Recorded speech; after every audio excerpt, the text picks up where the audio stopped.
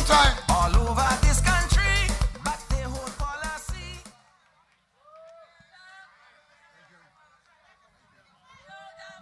I thank you for that. I thank you for that wonderful, rousing introduction. Good day to all of you. Thanks for coming.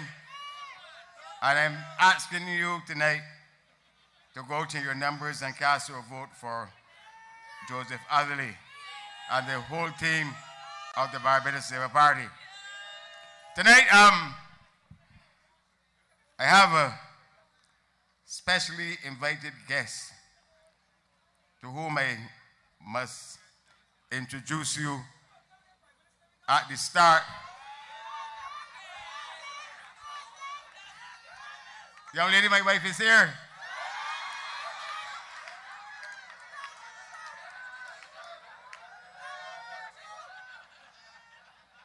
And I got children recently to hear. Anyhow, tonight I have to share this platform with a specially invited guest who is about to join me now. And I ask you to listen carefully to him.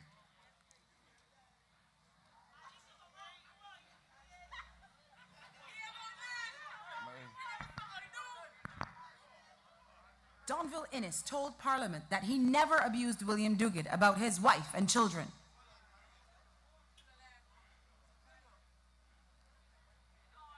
Donville, that's why you don't know who's the father of the truth. When you figure who's the father, you know. Donville lied. Donville Innes told the people of Barbados that he never abused William Duguid about his wife and children. Did you hear what that just said? When you find out who the father of your children. Donville lied again. Adriel Brathwaite and the rest of the DLP supported Donville. Donville, that's why you don't know who the father of the truth. When you figure who's the father, you know. They all lied. What else are they lying about? Ladies and gentlemen, this election is about how your country is to be governed. And a large part of the problem of Barbados now is not about international recession. Other countries in the rest of the world facing the same situation as we are facing are getting ahead and doing well. But Barbados is not making it. And we are not making it because for the first time in our history, it can be shown that this country's problems are due to the way in which the country is governed. And the problem with the way in which the country is governed has as its core the way in which our parliament itself has been devalued, diminished, and has been reduced from being a parliament to piffle. I knew when the Parliament of Barbados was the supreme place in this country for doing the people's business. I was in the Parliament with Errol Barra and Tom Adams, Richie Haynes and Erskine Sandiford. And the kind of behavior that you heard from Donville Innes, to abuse a man's wife and children on the floor of Parliament and then lie about it, captures the decay and the decline that is taking place in this country. And one of the reasons why we want to ask you for your support is to be able to change that and to restore Barbados, not just its economy, but restore Barbados' dignity, to restore Barbados' tradition as a fine, fine place that could be held up to the rest of the world as a beacon for how small countries should be managed. We are very soon going to be in a position to change gears in this election. On Thursday night, on Valentine's Day, we will be unveiling the People's Manifesto that has been prepared and is to be unveiled to you on Valentine's Day as a labor of love. And I will be asking you to read every one of the 84 pages. It is a bigger manifesto than usual. It is a manifesto that we have paid great attention to. I'm asking you all to get it. And don't use it to prop the doors. Use it to read it. And you will understand how we in the Barbados Labour Party want to carry forward this country. But we promise that the first part of this campaign had to be a campaign where democracy is respected. And democracy requires that a government has to account to the people. And we are using the first part of this campaign. And if you all could give me a chance, please, or young lady, you want to join me in the platform? Young lady, you want to join me in the platform? Because there's a thick young lady and then plump ladies, I like their heat when it's cold and shade when it's hot. Why do you all want me to misbehave myself in the platform tonight? Give me a chance, please. Give me a chance. But there has to be accountability. And the Democratic Labour Party, rather than accounting to the people, is using this election campaign for abuse and personal vilification. Within 2 days, we are going to change the pace of the campaign.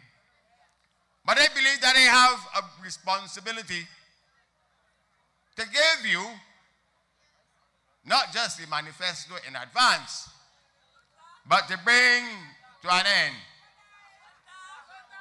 Hold on. Let me speak, please.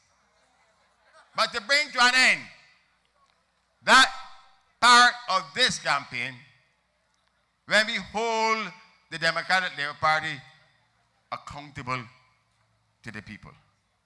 And I told you that if they were not prepared to account, that we were prepared to account for them. And if you will remember, last year as part of my presentation to Parliament, I prepared a document called The Cost of Inertia and Incompetence, What Doing Nothing Has Cost Each and Every Barbadian. This is a summary of the sordid record of the Democratic Labour Party. And tonight I am holding it up for you because I want the Barbados Labour Party to put back up this document on its website so that we can account to the people, if the DLP hasn't, to put our case properly that there need to be a change in government because this government has failed. And Barbados must not reward failure with promotion. Even at school, when you fail, you are not promoted. So that the notion of Dems now, Dems again, the question is, to do what? Now, in this document, and I made this a document of Parliament. I put in one place all of the promises that the Democratic Labour Party had put in their manifesto that they had failed to fulfill. And what are some of the things that the Democratic Labour Party had promised in budget speeches that were intended to be meaningful in the lives of people that they have also failed to carry out. And tonight, I said I want to bring this first part of the campaign to a happy conclusion so that it can start dealing with what is our manifesto. But the record has to be told. And let me tell you some of the things in the DLP manifesto of 2008 that they have failed to deliver on. Cost of living. They said in their manifesto that they were going to expand significantly the basket of goods on which VAT and other provisions have been removed. Rather than removing the VAT on a basket of goods, they have carried it to 17.5%. They said they were going to look at the feasibility of removing the VAT on your electricity. Now all of you are struggling. All of you are struggling with the VAT, with the cost of electricity. The Democratic Labour Party has presided over a situation in which your electricity prices have been the fastest growing price that you face in Barbados by 65%. But in the manifesto, they told you that they were going to reduce the VAT on electricity. How did they tell you that they were going to deal with prices? They said in their medium-term development plan, in dealing with inflation, let me tell you how they said they were going to deal with inflation. Cost of living.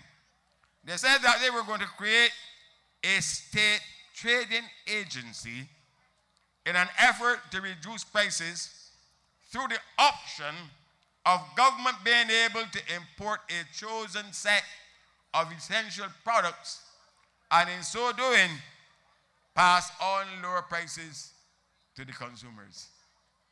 That is what they said in their plan, that they were going to stop Supercenter, stop Price Smart, stop all of the entities now importing and selling food, and that they were going to establish a state trading agency, and this agency will take over the responsibility for bringing food products, and that they were going to do through that they were going to reduce the cost of doing business in Barbados.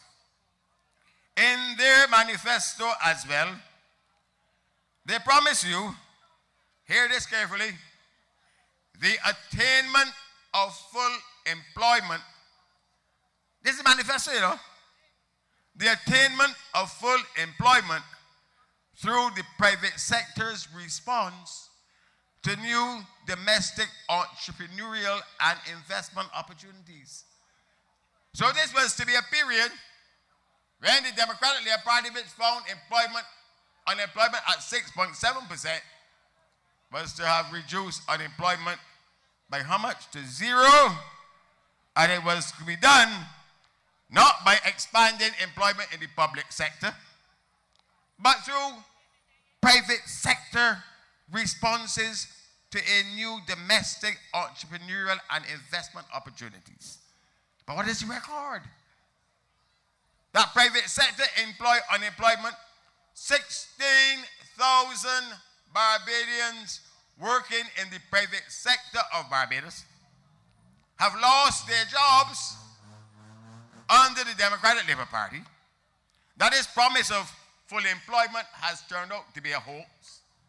And the only jobs apparently now that are going are people being offered the jobs of bushing in the public sector. They said they were going to restore stability to the management of government finances. What has been the record?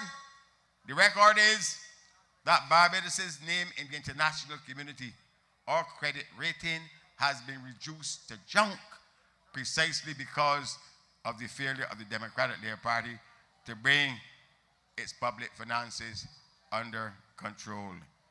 In relation to health, let me go through it systematically for you.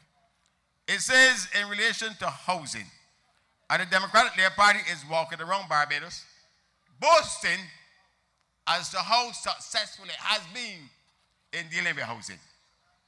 It says in the first 100 days, the LP administration will remove VAT from building materials up to $400,000. Not done. It said it will establish a home ownership revolving fund for public sector workers. Are there any public sector workers here tonight? Have any of you been able to benefit from something called a public sector revolving fund for housing? Not a man, not a woman. It says it was going to provide 500 lots in 5 months at $5 per square foot for first-time homeowners. Have any of you benefited from those 500 lots as the first-time homeowners? It says, I hear this one, sweet, sweet, sweet. It says it was going to build 2,000 houses per year for the first term. So it means that the Democratic Labour Party is now to be judged as to whether over the course of the last 5 years they have built 10,000 houses to distribute to you. Now, they had a project going at Coverley. And that project given to a company to build houses, 4 houses a day, space so close that husbands and wife having to do things at night in them have to buy gags in order to perform properly so that they won't disturb their neighbors.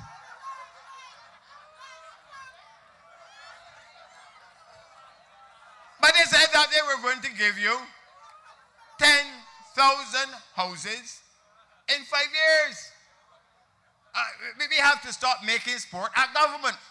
If a government says it's going to give you 10,000 houses, it has to give you 10,000. Otherwise, they can't ask for an increase in their terms. Then it says that they were going to increase your deduction for mortgages to $20,000 per year. Now, we in the Barbados Labour Party allow you to an allowance for taxes of $10,000. The Democratic Labour Party said that they were going to double it. Has that happened? Families first. This is how they were going to help the families of Barbados. It says we're going to supplement the incomes of families. To supplement it. To ensure that it does not fall below an acceptable level. This is the Democratic Labour Party manifesto. That they were going to find a way of adding to your family income. That's what supplement means. To make sure that it did not fall below an acceptable level.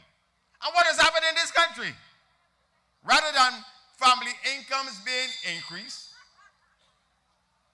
the salaries of public workers have been effectively frozen since 2008. Is this a basis upon which a government can now come back to you and say, Dems now, Dems again?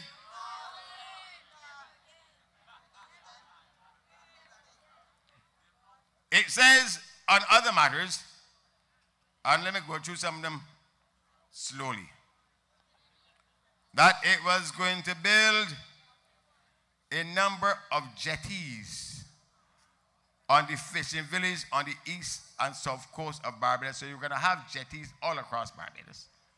And that you were promised that they were going to put in these water taxis so that people living in St. Peter who didn't want to have to catch the transport board could take a water taxi and go from St. Peter to Bridgetown.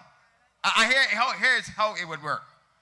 You got a village called Diamond Corner in St. Peter. And a man would take a minibus from Diamond Corner to go to Spikestown. Then to take a minibus from Spikestown to Six Mens. To take a water taxi from Six Mens to town. So he might be on the water for an hour and a half. And then when he get to Bridgetown, he would have then to go and take another minibus to go to where he working. And then the evening, he would go there all over again. Go from his work to the harbor, pick up the water taxi, go to Six Mens, catch a minibus, go to Spikestown, and then go to the Hemel Corner.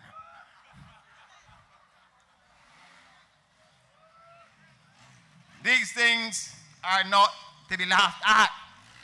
Government is intended to be a serious matter. It says as well that they were going to construct a terminal for private jets in the north of Barbados. Now, I believe that a terminal, an airport, is something that you should be able to see with the naked eye. Do you all agree with that? An airport is something that you can't hide. So if you build an airport, you should be able to go to St. Lucie and see the airport. But you were promised an airport in St. Lucie. I am still waiting for that airport to be built. They said they were going to construct a new cruise ship pier and facility in the north of the island. You hear what I tell you? That a cruise ship, new pier, was to be built in the north of the island. We are still waiting for that. That there were to be theme parks developed through private developers facilitated by governments to expand tourism. We are still waiting for that. In relation to health, well, they've got so many different ways in which the hospital was to be dealt with that you can get giddy reading them. On one occasion, they said they were going to float a $60 million bond to execute vital repairs and maintenance work at the QEH. We're still waiting for that to happen. Then they said they would propose the expansion of the QEH on its present site. You hear what they said? That they were going to expand the QEH on its present site at a cost of over $400 million, with part of this funding due to come from the sale of government shareholding in the BNB and the International and the Insurance Corporation of Barbados. So the QEH was to be fixed up by selling the shares that the government owns in BNB. The government shares have now been sold in the BNB, put in the Treasury, and the Queen Elizabeth Hospital is still in its abysmal state. And elsewhere, it said in relation to the hospital that it was going to establish a special purpose vehicle specifically for the purpose of designing, financing, and making major renovations at the QEH, and or the construction or the extension of the existing hospital, and or a new hospital under a project of the Ministry of Health. So they were going to fix the hospital in 3 different ways. And then what did Donville do? He tell you that, don't mind the manifesto, that he's going to put a hospital at Kingsland. And then when people tell me that is badness, he said, well, let me go to Lears. So they have been all over the place like punker. In agriculture, that's what they told the people, that they proposed to identify a plantation to give Barven is the Barbados Vendors Association. So Barven was to get a plantation to enable it to carry out production of vegetables for sale by its members. Now, this is a serious, serious commitment. That we were now to have a situation in Barbados where the vendors of Barbados will be producing their own vegetables on a plantation given to them by the Democratic Labour Party. we are still, Mr. Donville Innes, waiting for that hospital to take place. Now, our economy has suffered because the Democratic Labour Party has not been able to cause our tourism industry to function. Our tourism industry is now the worst performing tourism industry in the Caribbean. And this is what the Democratic Labour Party promised you. That they were going to design a master plan, a tourism master plan, and have a new unit at the Ministry of Tourism to look at the country's tourism development strategy in a holistic way. 5 years, Donville and Frandel have passed. Our tourism industry is now the worst performing industry in the Caribbean, and we are still waiting for the tourism master plan that he promised. He also proposed amendments to the Tourism Development Act. We are still waiting for that. Now, I could go on and go on and go on. I am asking you all to get a copy of this. I have set it out. No, they have to be held accountable, because that's what democracy is about. And go through this. And when the Democratic Labour Party comes and tell you, Dems now, Dems again, is it to do, not to do the things that they promised but could not carry out? I notice that I have not touched on the simple things that you will remember, like promising people duty-free cards and interest-free mortgages and so on, because from the outset you knew that that was foolishness. This record is the worst record of any government in the history of the Caribbean. It does not provide a basis upon which the Democratic Labour Party can come back to you and ask you for your support. And I am taking this campaign seriously because I put this together because I feel that the people need to be told what is the stewardship of a government, because a government has to be accountable to the people. I be bringing this part of the campaign to a close, because we, as it says, we need to go to our manifesto. But you can shut your eye and give the Democratic Labour Party an F. An F for failure for the way in which they have managed your country over the course of the last 5 years. Now, rather than deal with this, the Democratic Labour Party and its people are involved in a kind of strange and nasty politics, the kind of which must have no place in Barbados. Last night, I called attention to the way in which a Barbadian citizen was vulgarly abused by Chris Sinclair. Abused in the worst possible way that degrades every woman, every mother, every aunt, every niece, every grandmother in this country. And I've called upon them to apologize, and I'm told that Chris Sinclair says he has no apology to give to anybody. Now, that is the Democratic Labour Party way. Tonight on the news, CBC carried a statement attributed to a young lady called Verla de Pisa. And you know, there's some things in politics that should be beneath us. She says, following her leader, as you know, at the start of this campaign said that I am half dead.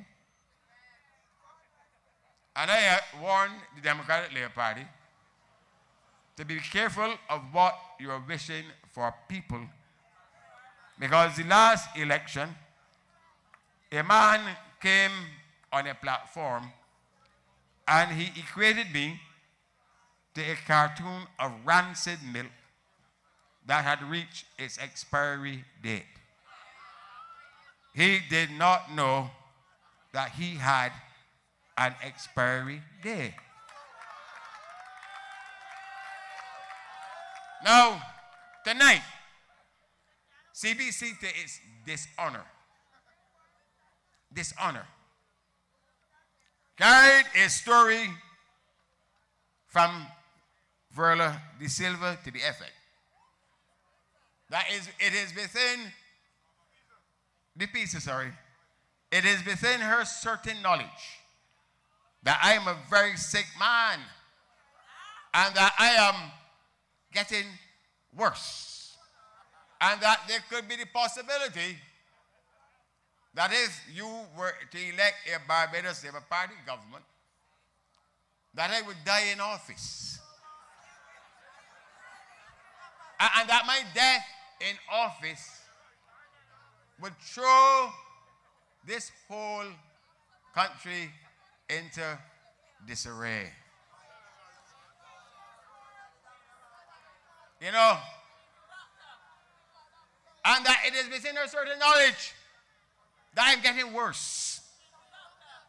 Now, as I do not know Mr. Pisa, I do not keep that kind of company. But Barbados' politics must have no place for this wishing for the death of people. I know what it is to carry the burdens of office. I live in a country where few of the leaders of this country have been granted that which our ordinary citizens expect as part of their Barbadian birthright, to live to a grand old age. Tom Adams died at age 53. B. St. John died at age 70. David Thompson died at age 48. Errol Barrett did not reach the age of 70. And believe me, it is a very painful thing to be part of a country's politics where opponents can be so assiduously wishing for my death. And I say to you tonight that I want the Barbados Labour Party to be above this. And that I reflect upon the fact that there is a Prime Minister of Barbados, or leader of a party in this election, who has fainted and collapsed at least 3 times already, and that people has had to push mints under his tongue, but that leader is not me. And the reason why I am raising the issue is because I am in the constituency of a gentleman called Mr. Michael Carrington. And like, there's a thing called follow the leader, the leader, the leader. Michael has been following his leader too. From time to time, he goes into his fainting spells as if this is the way in which the Democratic Labour Party is conducting their affairs. Now, I am not going to come here and wish ill for anybody. The Democratic Labour Party wants to make my personal circumstances an issue to go to what they want to talk about. That there could be a problem in the Barbados Labour Party about who succeeds me. And CBC, I want to say you this. That, and you're here, huh? This is the real me. And that, you know, very often I've gone across Barbados. And people have said, but if that is you, who is the body that they're showing on CBC?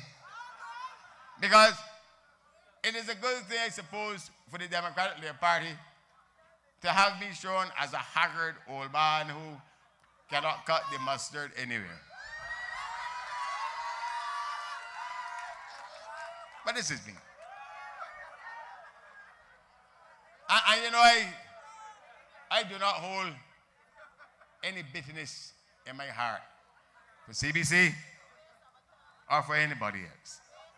I am not going to wish ill for my opponents on the other side. So tonight,